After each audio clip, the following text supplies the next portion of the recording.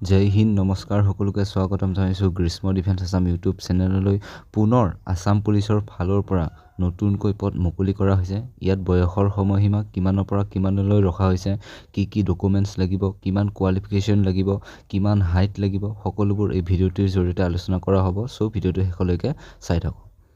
চ' এতিয়ালৈ জাষ্ট 1700 ভেকেঞ্চিহে মুকলি কৰা হৈছে AB আৰু UB ফালৰ পৰা। যিহেতু আমাক মামাই এদিন লাইভ যোগে কৈছিল যে 5000 পদ আকৌ আহিব, কিন্তু এতিয়ালৈ 5000 দিয়া নাই। এতিয়া জাষ্ট 1715টাহে ভেকেঞ্চি দিয়া হৈছে। চ' হয়তো আগলৈ ফৰেষ্টৰো ওলাব পাৰে, নাইবা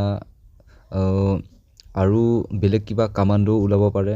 চ' আপোনালোকে এইটো নভাবিব যে মাত্ৰ 1700হে ভেকেঞ্চি আছে আৰু ভেকেঞ্চি বাঢ়িব। আৰু আগতে আমি তেনেকৈ দেখা পাইছোঁ যে প্ৰথমতে কমকৈ দিয়ে আৰু আগলৈ ভেকেঞ্চি বঢ়াই দিয়ে। চ' আপোনালোকে এইটো ভাবিবই নালাগে যে ভেকেঞ্চি নাবাঢ়িব, ভেকেঞ্চি বাঢ়িবই, কোনো চিন্তা কৰিব নালাগে। এতিয়ালৈ কিন্তু জাষ্ট 1700 ভেকেঞ্চিহে দিয়া হৈছে।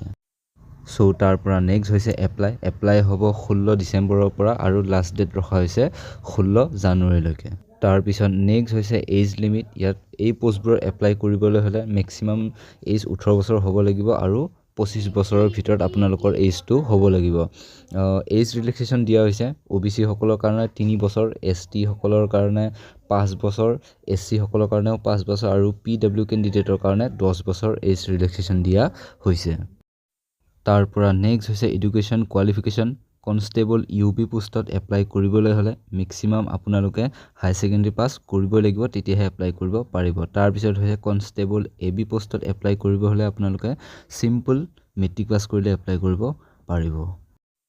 তাৰপিছত নেক্সট হৈছে ইয়াৰ height. General OBC MOBC SC male কেণ্ডিডেটসকলৰ কাৰণে 162 cm লাগিব। তাৰপিছত ফিমেল কেণ্ডিডেটৰ কাৰণে 152 cm লাগিব।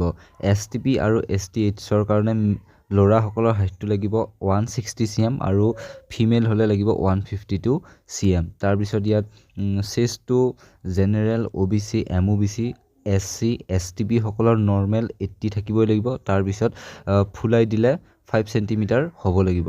তাৰপিছত STHৰ কাৰণে 78 cm লাগিব আৰু ফুলাই দিলে 5 cm প্লাছ হ'ব লাগিব।